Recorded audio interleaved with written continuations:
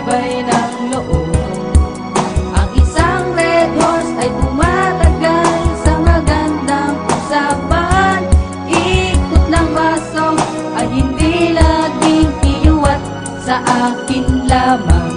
Ang sabihin mo sa iyong kasunod, basta't maghintay ka lamang. Kabiguan na hindi hadlang upang tumakas ka.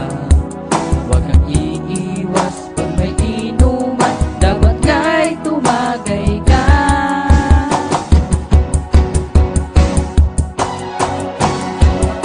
Kailangan ko ay isang red horse pampatibay ng loob. Ang isang red horse ay tumatagal sa magandang usapan.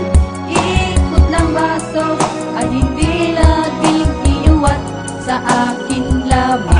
Ang sabihin mo sa iyong kasunod, basta't maghintay ka lamang.